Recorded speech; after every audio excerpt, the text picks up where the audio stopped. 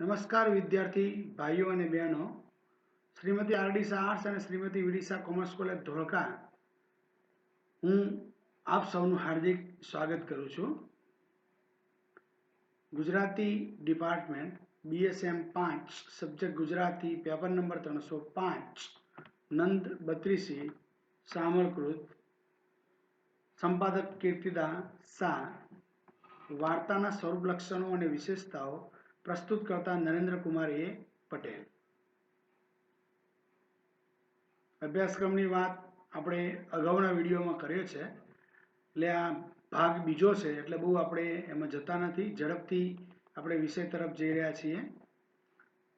સામળ નંદ 32 નું ટેક્સ્ટ છે, એનું ટાઇટલ પેજ છે, ફોટોકોપી આજે આપણે ભણવાની છે. નંદ 32 એની એ ટેક્સ્ટની ટાઇટલ કોપી છે. લક્ષણો 14 લક્ષણો આપણે ભણવાના છે. એમાંથી આપણે 7 લક્ષણોની વાત કરી દીધી છે અગાઉના વિડીયોમાં, તો બહુ આપણે એમાં ડિટેલ જતા નથી, પણ ઝડપથી જોઈ અને 8મા ક્રમથી આપણે શરૂ કરીએ. પહેલી વાર્તાની લોકપ્રિયતાની વાત હતી કે વાર્તા માનવ માત્રનો પ્રિય સાહિત્ય પ્રકાર છે, આપણે જાણીએ છીએ. અને મધ્યકાળથી નહીં, આજના અર્વાચીન કાળમાં પણ નાના બાળકથી માંડીને અબાલ બુદ્ધ સુધીના જે વૃદ્ધ માણસો છે એને પણ વાર્તાઓ વધારે ગમે છે, સ્વાભાવિક છે. બીજું હતું વાર્તા સ્વરૂપના ઉદ્ભવના પરિબળો. આપણે જોઈએ છીએ કે ભાઈ પહેલાના વખતમાં સંસ્કૃતના જે કવિઓ હતા એને રાજા મહારાજાઓ એમને આશ્રય રાખતા અને સાહિત્ય સર્જન કરાવતા પોતાના મનોરંજન માટે. એ જ પ્રણાલી અત્યારે મધ્યકાળમાં પણ જોવા મળે છે, એટલે ઉદ્ભવનું એ પરિબળ ખાસ છે. સંજ્ઞા આપણે જોઈએ કે ભાઈ કથા, વાર્તા, ચુપઈ, રાસ, પ્રબંધમાં તો સ્વાભાવિક છે સંજ્ઞા મળે છે સ્વરૂપની, પણ પદ્ય વાર્તામાં મળતી નથી. એની પણ આપણે વાત કરી હતી. વાર્તા વિશેષો વસ્તુ, એની મૌલિકતા અને પ્રકારોમાં જોયું કે વાર્તા મુખ્યત્વે કથ્ય અને શ્રાવ્ય સાહિત્ય પ્રકાર છે. કથાઓનું વસ્તુ સીધી ગતિ આગળ વધતું નથી. કથામાં કથા ગૂંથવાની પદ્ધતિ ઘણા સર્જકોએ અપનાવી છે. એમાં એનું ઉદાહરણ છે સામલની મદન મોહના. એમાં લગભગ 8 વાર્તાઓ પેટા વાર્તાઓ છે અને મુખ્ય વાર્તા મદન મોહનાની છે. એટલે જનરલી એક જ છે કે પહેલા પ્રેમ થાય, દ્રષ્ટિ મળે અને પ્રેમ થાય, પછી વીરા આવે અને છેલ્લે મિલન થાય. બીજો પાઠ પણ છે અદ્ભુત પ્રધાન કથાઓ, એટલે કૌતુક પ્રધાન કથાઓ. એમાં નંદ 32, ચંદન મલિયાગીરી, સદેવન સાવલિંગાની વાતો પણ આપણે કરી છે. સંસ્કૃત પ્રાકૃત કથા સાહિત્યનો પ્રભાવ. આપણે જાણીએ છીએ કે સંસ્કૃત પ્રાકૃતમાં કોઈ પણ સાહિત્ય સ્વરૂપ કે કૃતિ જ્યારે રચનાની શરૂઆત થાય ત્યારે સર્જક પોતાના ઈષ્ટદેવની આરાધના કરે છે. તો આખ્યાનમાં પણ એ જ રીતે મંગલાચરણથી આખ્યાનનો આરંભ કરે છે. અંતમાં ફળશ્રુતિ કથાકારો આપે છે. તો આપણા સામળ પણ વખારણમાં ફળશ્રુતિ આપી છે, એની વાત પણ આપણે કરી છે. સમકાલીન રંગો. મધ્યકાળમાં વાર્તા લોકપ્રિય બનવાનું કારણ છે સમકાલીન રંગો એમાં ઝીલાયા છે. બરાબર છે. રોજબરોજની સુખ દુઃખની ઘટનાઓ વાર્તામાં ગૂંથાતી હોય તો એ વખતના માણસોને એવું લાગે કે જાણે આપણી જ વાર્તા થતી હોય, એટલે એમને સવિશેષ વાર્તામાં રસ રહે છે. વાર્તાની પાત્ર સૃષ્ટિની પણ આપણે વાત કરી. અહીં પુરુષ અને સ્ત્રી તો છે, સાથે દેવ છે, દેવી છે, નાગ છે, વેતાળ છે, જોગણીઓ છે, પોપટ છે, હંસ છે, હરસિદ્ધ માતા છે. આ બધા દેવ દેવીઓ એ પાત્ર બનીને આપણી આ વાર્તામાં આવે છે. મદન મોહનામાં આપણે જાણીએ છીએ મદન કરતા મોહના પરાક્રમી છે. આટલા સુધી આપણે પ્રથમ જે વિડીયો બનાવ્યો એમાં આપણે વાત કરી હતી. હવે આગળ આ જ વાતને કન્ટિન્યુઅસ આગળ કરીએ છીએ. હવે વાત છે 8. 8મો છે વાર્તામાં રસ. સ્વાભાવિક છે, આપણે જાણીએ છીએ કે જો રસ હોય તો જ માણસને સાંભળવા જવાની ઈચ્છા થાય. કોઈ પણ પ્રવૃત્તિ એવી છે એમાં જો તમને ઇન્ટરેસ્ટ, રસ ના હોય તો એ પ્રવૃત્તિમાં મજા આવતી નથી. તો એ વાર્તામાં રસની વાત કરીએ તો મધ્યકાલીન વાર્તાઓની રસની દ્રષ્ટિએ અભ્યાસ કરીએ તો મધ્યકાળની ઘણી વાર્તાઓ પ્રેમ કથાઓ છે. માધવાનલ કામકદલા, હંસાવલી, કામાવતી, મારુઢોલા, મદન મોહના આદિ વાર્તાઓ પ્રેમ કથાના દ્રષ્ટાંતો છે. આ વાર્તાઓમાં પ્રથમ દ્રષ્ટિએ પ્રેમ થતો બતાવવામાં આવે છે. પ્રમોદય માટે સ્વપ્ન, સમસ્યાનો પણ એમાં ઉપયોગ થાય છે. કથાના આરંભમાં નાયક નાયિકાનો ચક્ષુ રાગ આલેખાય પણ સંબંધ લગ્નમાં ન પરિણામે. અનેક વિઘ્નો પછી એમના વિરહનો અંત આવે અને વાર્તા સુખંત બને એ રીતે વાર્તા આલેખાતી. આપણે આગળ પણ જોયું છે કે ભાઈ પહેલા પ્રથમ દ્રષ્ટિનો પ્રેમ, પછી વિરહ અને પછી મિલન, એ વાત છે. વર્ણન પ્રધાન કથાઓમાં શૃંગાર તેમજ વિરહના વર્ણનો પણ આવતા ઉન્માદક અંગ વર્ણનો પણ આમાં સમાવેશ થાય છે. આંતરજ્ઞાતીય લગ્ન થતા એમ વિઘ્નો આવતા અંતે મિલન થતું. શૃંગારની વાતો કેટલાક જૈન સાધુઓએ પણ લખી છે. તે નવાઈ લાગે, પરંતુ જૈન સાધુઓની શૃંગાર કથાઓનો અંત ઉપસમમાં આવતો. શૃંગાર અને ભોગવિલાસ છોડી પાત્રો તપ અને ત્યાગના માર્ગે વળતા. જૈન કથાઓમાં આપણે જાણીએ છીએ કે લગ્ન કરવા ઉત્સુક થયેલા હોય અને પછી વાડામાં પશુ પુરાયેલા હોય અને પૂછે કે આ પશુઓ શા માટે છે, તો એ કહે કે આપણા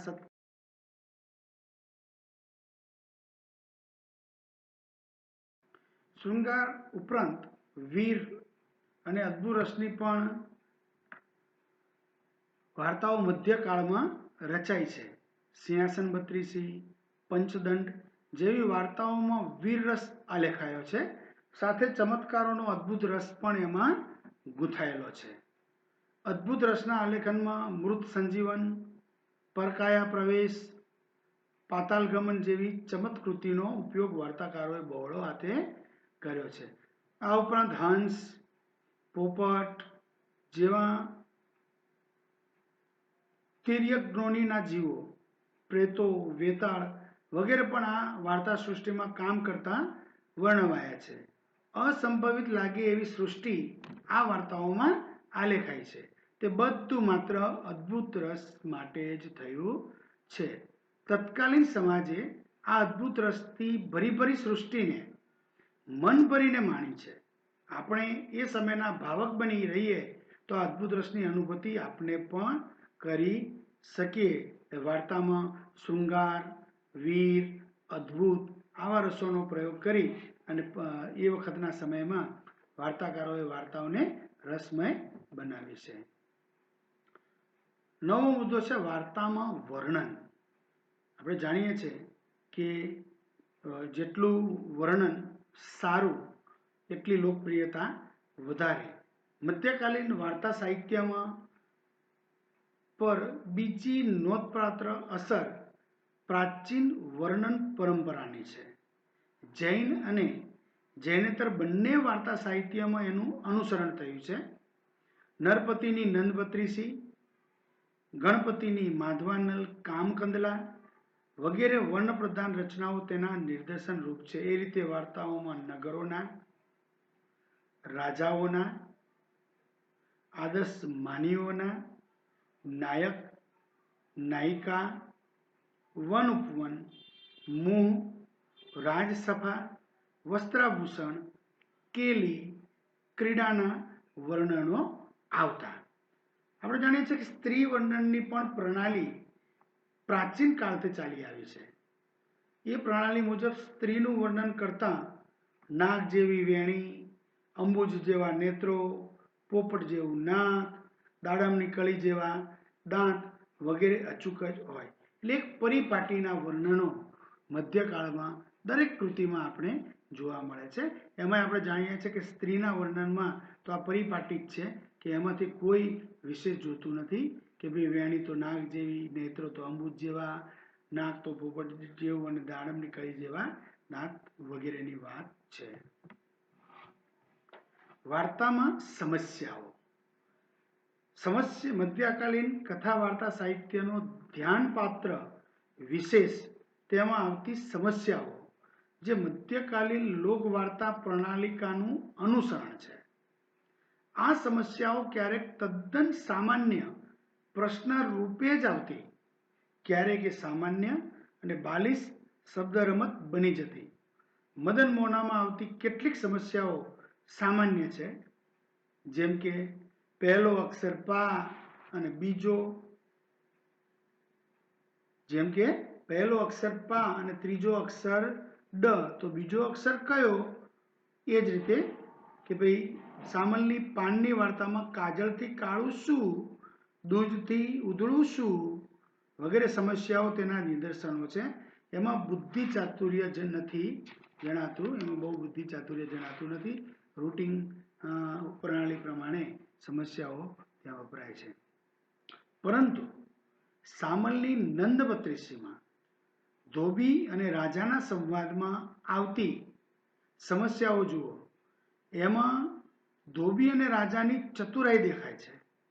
જો કે ત્યાં બીજો પ્રશ્ન થાય છે કે રાજાનું ચાતુર્ય અને ધોબીનું ચાતુર્ય સમાન કક્ષાનું હોય, એ પણ એક પ્રશ્ન છે.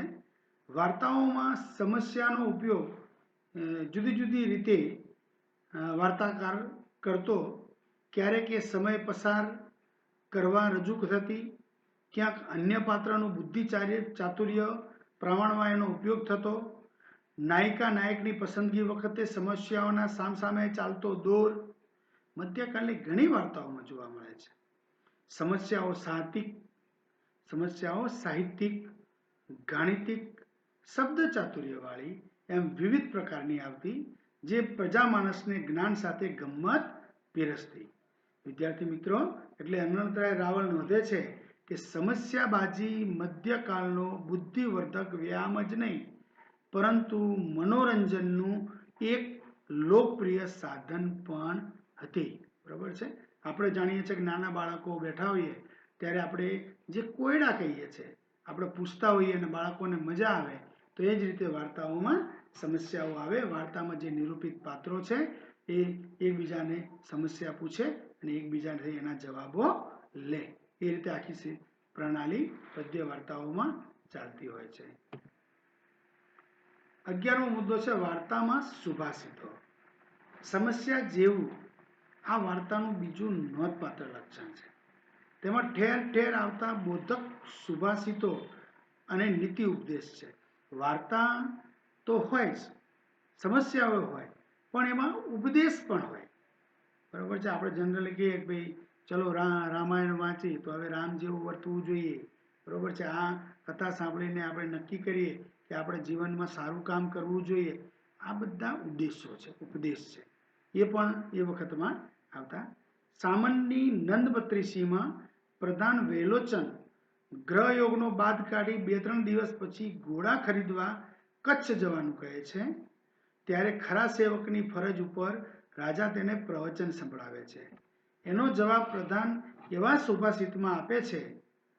આ જ વાર્તામાં રાજા પ્રધાન પત્નીને ખરાબ નજરથી જુએ છે. ત્યારે તેને આવતો જોઈ પ્રધાન પત્ની અને પોપટ રાજાને પ્રચ્છન્ન બોધ આપવા નીતિ સૂત્રો બોલવા માંડે છે. આવા અનેક દ્રષ્ટાંતો વિવિધ વાર્તાઓમાંથી મળે છે. સુભાષિતોમાં સાહસ, સત્ય, વીરતા, મૃત્યુની અફરતા, દુઃખ સુખના વારાફેરા જેવા વિષયો ગૂંથાયેલા હોય છે. મધ્યકાલીન કથા સાહિત્યમાં સમસ્યા, ઉપકથા, ઉપદેશ ગૂંથવાની પદ્ધતિ આ ત્રણેય તત્વો સામાન્ય હતા. ત્રણેય તત્વોનો ઉપયોગ વાર્તાકારોએ છૂટથી કરતા. આ તત્વો વાર્તાના પ્રમાણે બોધક નીવડે તેની ચિંતા તેઓ કરતા ન હતા. કેમ કે વાર્તાકારોનો મુખ્ય ઉદ્દેશ તો વાર્તા દ્વારા આનંદ અને સંસાર વ્યવહારનું જ્ઞાન આપવાનો હતો. આમ પણ સીધો બોધ માણસને ફાવતો નથી. એટલે વાર્તા રસમાં બોધનું મિશ્રણ કરવાની અનોખી ટેકનિક મધ્યકાલીન પદ્ય વાર્તાકારોએ પ્રયોજી છે. આપણે જાણીએ છીએ એક તો પાત્ર મહત્વનું છે, બીજી સમસ્યા મહત્વની છે અને બીજા ઉપદેશ આપતા સુભાષિતો પણ પદ્ય વાર્તામાં મહત્વના છે. જેના કારણે એ વાર્તા જે પ્રેક્ષક વર્ગ છે એને સાંભળવામાં આનંદ આપે છે અને વાર્તા સાથે જોડાઈ જવામાં એક તક આપે છે. આ રીતે આ 3 મહત્વના પરિબળો છે જે આપણે જોયા. 12મો મુદ્દો છે વાર્તામાં સંસાર નિરૂપણ. કોઈ પણ વાર્તાકાર તેના સમાજનું સંતાન છે. તેના સમયનું એનું સંસાર નિરૂપણ અને લોક વ્યવહારનું જ્ઞાન ગજબનું હતું. માનસશાસ્ત્રનો અભ્યાસ કર્યા વિના માનવ મનનો એ પાક્કો જાણતલ હતો. એટલે માનવ સ્વભાવની અનેક વિશેષતાઓ અને નબળાઈઓ વાર્તાઓમાં આબાદ રીતે આલેખાતી. માનવ મનને ઓળખી શબ્દબદ્ધ કરતા કેટલાક દ્રષ્ટાંતો આપણે જોઈએ. સામલની નંદબત્રીસીમાં રાજા દ્વારપાલને લાંચ આપ્યા પછી પ્રધાન ગૃહમાં પ્રવેશ મેળવી શકે છે. આપણે જાણીએ છીએ કે જ્યારે પદ્મિનીનો પતિ પ્રધાન વિરોચન ને ઘોડા લેવા જ્યારે કચ્છમાં ગયો ત્યારે રાજાએ નિયત બગાડી પદ્મિનીને પામવા માટે રાત્રે જ્યારે પદ્મિનીના એટલે કે પ્રધાનના ઘેર જાય છે ત્યારે દ્વારપાળ રાજાને આવવા દેતો નથી. ત્યાં રાજા પણ દ્વારપાલને અંગૂઠી દેવી ભેટ આપે છે કે લાંચ આપે છે અને પછી એ પદ્મિનીના ઘરમાં પ્રવેશી શકે છે એ વાત છે. તો અંગદ વિષ્ટિમાં લંકાનો દ્વારપાળ અંગદ પાસે લાંચ માંગે છે. બરાબર છે. અંગદ વિષ્ટિમાં જ્યારે અંગદ લંકામાં પ્રવેશવા માંગે છે ત્યારે એનો દ્વારપાળ અંગદ પાસે પણ લાંચ માંગે છે. આવા તો અનેક દ્રષ્ટાંતો આ વાર્તાઓમાંથી મળે છે. માનવ મનની અસત્ય બોલવું, લોભ, ઈર્ષા, સાહસવૃત્તિ, દારિદ્ર્ય, અહંભાવ વગેરે જેવી અનેક મર્યાદાઓ વિશેષતાઓ અહીં આલેખાઈ છે. મધ્યકાલીન વાર્તાઓની રીતિ વિશે વિચારીએ તો વાર્તા સાહિત્યમાં દુઆ અને ચૌપ્યનો ઉપયોગ થયો છે. દુઆનો ઉપયોગ મુક્તક તરીકે, સામાન્ય બોધ આપવા માટે અથવા ડહાપણના બોલ કહેવા માટે થયો છે. ચોપાઈમાં કથા તત્વ રજૂ થયું છે. કેટલીક રચનાઓમાં સંસ્કૃતના મંદાક્રાંતા, ઉપજાતિ, શાલિની, માલિની, શાર્દૂલ વિક્રીડિત જેવા છંદોનો પણ ઉપયોગ થયો છે. એટલે માનવ મનના જે સંસારનું નિરૂપણ છે એ વખતમાં જે સંસાર જે રીતે જીવતો એ સંસારનું નિરૂપણ એ વખતના કવિઓએ પોતાની કૃતિઓમાં કર્યું છે. કથામાં કથા ઉપકથા. વાર્તાના કથાવસ્તુ સંદર્ભે વાત કરતા આપણે જોયું છે મધ્યકાળની વાર્તામાં એક સાથે અનેક વાર્તાઓ ગૂંથાતી હોય છે. એમાં મૂળ કથામાંથી ભાવક બહાર નીકળે ને બીજી અનેક વાર્તાઓ સાંભળી વાંચીને અંતે મૂળ કથા તરફ આવે એવું બને છે. વાર્તાકાર આવું શા માટે કરતો હશે એક પ્રશ્ન થાય. એનો જવાબ એ છે કે તે સમયે આનંદ પ્રબોધના સાધનના અભાવમાં વાર્તારસ લાંબા સમય સુધી મળી શકે એટલે એક મુખ્ય વાર્તામાં અન્ય ઉપકથાઓ જોડાતી. શરૂઆતમાં ઉપકથાનો મુખ્ય વાર્તાના દોરને ઢીલો બનાવી અનુભવાય, પરંતુ અંતે જતાં આ ઉપકથાઓ મૂળ કથાના વિચારને વધારે પુષ્ટ કરવા માટે જ પ્રયોજાયેલી ભાવક અનુભવે એવી વ્યવસ્થા વાર્તાકારો ગોઠવતા. જો કે બધી વાર્તાઓમાં એ શક્ય ન પણ બને. સામળ જેવા મોટા વાર્તાકારની મદન મોહનામાં આવતી ઉપકથાઓની યોગ્યતા સમજવા માટે દ્રષ્ટાંતરૂપ છે. કારણ કે મદન અને મોહનાની જે કથા છે એમાં આવું પણ આવી શકે કે એમાં કોઈ પાત્ર એવું કહેતું હોય કે ભાઈ ક્યારે આંખે જોયેલું અને કાને સાંભળેલું પણ ખોટું હોય છે. તો એ વાક્યને પ્રસ્થાપિત કરવા કે ઉદાહરણ આપવા માટે સામળ શું કરે, એને અનુસંધાને એક વાર્તા ઉપજાવે. દાખલા તરીકે એક પતિ અને પત્ની છે, બંને શાંતિથી રહે છે, લગ્ન હમણાં જ થયા છે, લગ્નના 4-5 મહિના થયા છે અને પતિ કમાવા માટે પરદેશ જાય છે અને પતિ પરદેશ જતો રહે છે અને એ 20 વર્ષે કમાઈને પાછો આવે છે ત્યારે એને થોડીક મનમાં પુરુષ સહજ શંકા ઉદ્ભવે છે અને એ વિચારે છે કે લાય હું જવું તો ખરો કે મારી ડેલીએ કે મારી પત્ની શું કરે છે. તો એ રાત્રે અંધાતો છુપાતો એ પોતાની ડેલીએ જાય છે તો એની પત્ની એક યુવાન જોડે હિંચકા ખાતી હોય છે અને હસી મસીને વાતો કરતી હોય છે. તો એ વખતે આ જે નાયક છે એ પોતાની કમરમાંથી છરી કાઢી અને પત્નીને મારવા તૈયાર થાય છે. પણ એને સાંભળેલું કે આંખે જોયેલું અને કાને સાંભળેલું પણ ઘણી વાર ખોટું હોય છે. એટલે એને એમ થયું કે લાવો કાલે સવારે આમે મળવાનું છે તો જે હશે એ દૂધનું દૂધ અને પાણીનું પાણી તો થઈ જવાનું છે. એટલે સવારે સમાચાર આપ્યા એટલે આખું ગામ એની પત્ની અને પેલો યુવાન પણ એને મળવા માટે ગામના પાદરે જાય છે. ભીડ વચ્ચે પતિને જોઈ પત્ની એને પગે લાગે છે અને પેલો યુવાન પણ એને પગે લાગે છે અને પત્ની આ પતિને આ યુવાનની ઓળખાણ કરાવે છે કે આ તમારો પુત્ર છે. એટલે જો વિદ્યાર્થી મિત્રો આ એક ઉદાહરણ આ રીતે હોય પછી પાછા મૂળ વાતમાં સામળ મદન મોહનાની મૂળ વાતમાં આવી જાય છે. આવી રીતે 8 જેટલી વાર્તાઓ મદન મોહનામાં સામળે એનો પ્રયોગ કર્યો છે. છેલ્લું છે મધ્યકાલીન કથા સાહિત્ય સંદર્ભે આપણા જે વિવેચકો છે એને વાત કરી છે. તો એમાં ચંદ્રકાંત મહેતા કહે છે એમાં સરળતા તથા સાદાઈ હતી છતાં ગ્રામ્યતા ન હતી. એ વાર્તાઓમાં કામ અને કામીજનોનું પ્રાધાન્ય હોવા છતાં એ જુગુપ્સાકારક કે અશ્લીલ ન હતી. એમાં આખ્યાન રાસ વગેરે ધાર્મિક સાહિત્યની અસર હોવા છતાં એ સાહિત્ય સ્વરૂપના ધાર્મિક વાતાવરણ શિષ્ટતા કે નીતિના દ્રઢ નિયમો નથી. એમાં આદર્શ હોવા છતાં વાસ્તવિકતા હતી.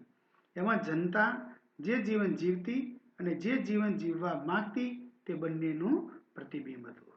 મધ્યકાલીન સાહિત્યને સોગ્યું કહેનારને પડકાર ફેંકતા આ વાર્તા સાહિત્ય લોકોના હૃદયમાંના સનાતન શિશુને વાર્તારસ પાઈ લોકોના જીવનનો થાક અને નિરસતા ભૂલાવી દે તેવો આનંદદાયી કલ્પના વિહાર કરાવી એ દ્વારા પાત્રોના પ્રેમ સાહસ ઇત્યાદિ સાથે સમરસતા અનુભવાવી તેમની સક્રિય કે અપ્રવૃત્ત રહેતી આંતરરસ પરાક્રમ વાસનાનો એવા કલ્પના ભોગથી મોક્ષ કરાવી તેમના નિત્યના એકધારા જીવનમાં આનંદ માનવાની તક આપી તેમની અસ્મરણીય સેવા બજાવી છે.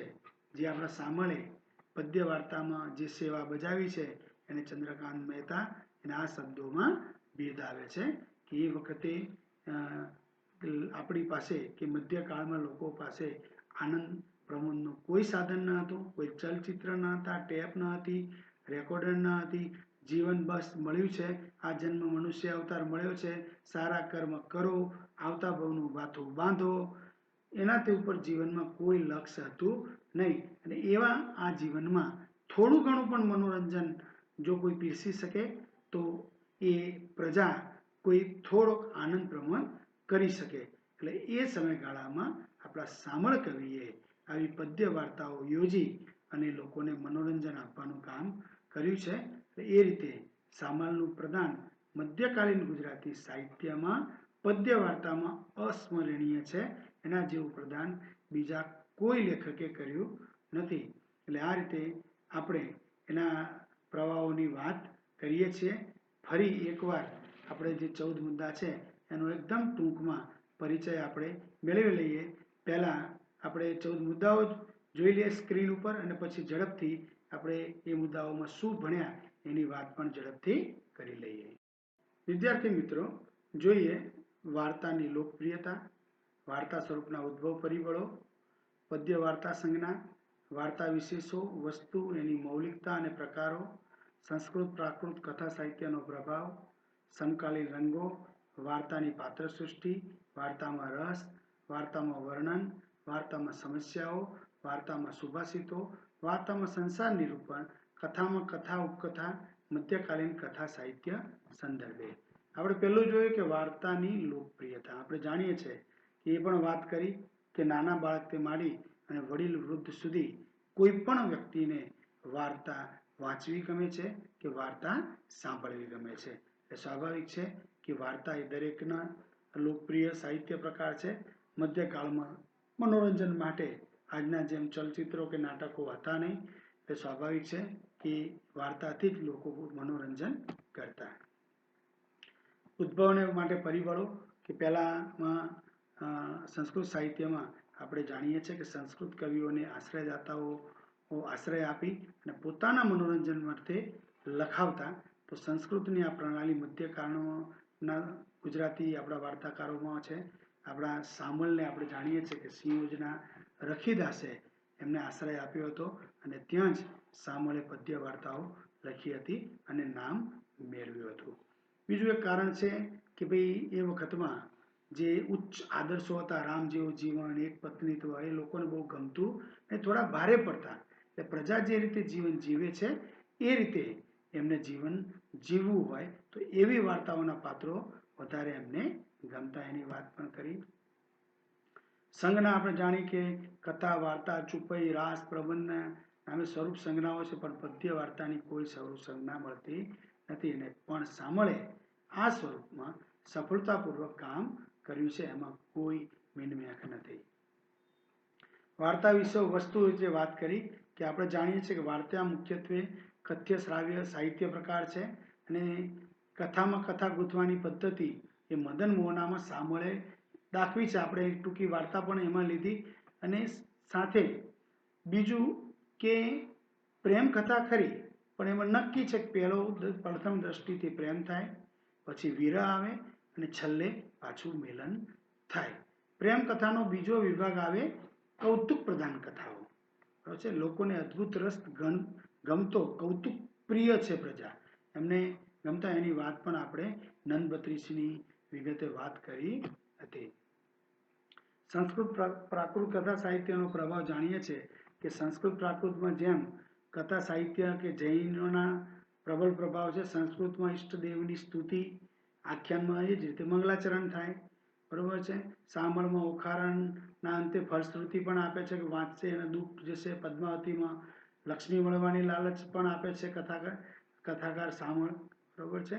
તો એનો સંસ્કૃતનો પ્રભાવ પણ જોવા મળે છે. સમકાલીન રંગો, લોકો એ વખતે જેવું જીવન જીવતા, રોજબરોજની સુખ દુઃખની ઘટનાઓ વાર્તામાં ગૂંથાતી.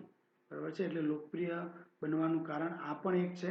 મદન મોહનામાં આપણે વાત કરી કે પ્રધાન પુત્ર સાથે રાજાની પુત્રીના લગ્નમાં વિઘ્નો થાય, ઊંચ નીચનું ભેદનું ઉદાહરણ પણ એને સાથે આપણે જોવા મળે છે.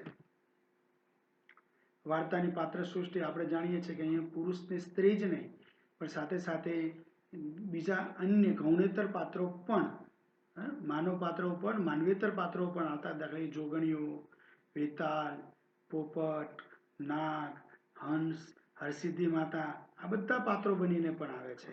સ્ત્રીઓના પણ બે પ્રકારની છે કે પહેલી પ્રકારની સ્ત્રીઓ એકદમ અધમ, નીચ, સ્વાર્થી છે, તો બીજા પ્રકારની સ્ત્રીઓ એની કક્ષાએ ચતુર, સાહસિક, ધીર અને પતિપરાયણ છે. આપણે જાણીએ છીએ કે મદન કરતા મોહના પરાક્રમી દર્શાવાય છે.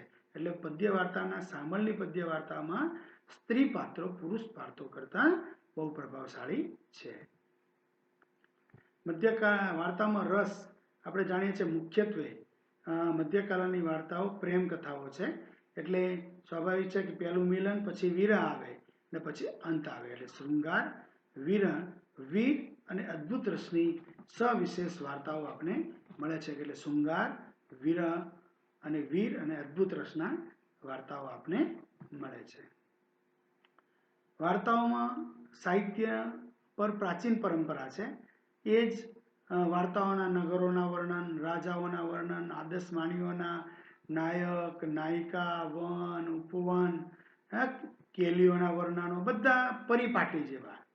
પ્રણાલી મુજબ સ્ત્રીનું વર્ણન આપણે જોયું કે ભાઈ કોઈ પણ વેણીનું વર્ણન કરે કોઈ પણ સર્જક તો નાગની જેવી, નેત્રોનું કરે તો અંબુજ જેવા, નાકનું કરે તો પોપટ જેવા, દાંત તો દાડમની કળી જેવા, આવા પરિપાટીના વર્ણનો આપણે જોવા મળે છે. વાર્તામાં સમસ્યાઓ, એ વખતમાં વાર્તાઓમાં જે નાયક નાયિકાઓ જે વાર્તામાં છે એ સમસ્યાઓ ઊભી કરે અને એ સમસ્યાઓનો બીજા એનો જવાબ આપે. એટલે એક જાતનું બુદ્ધિવર્ધક વ્યાયામ હતો. બરોબર છે. પણ મનોરંજનનું એક લોકપ્રિય પણ સાધન હતું. આપણે નાના બાળકને કોઈ ઉખાણું પૂછીએ તો એને કેટલી બધી મજા પડે છે.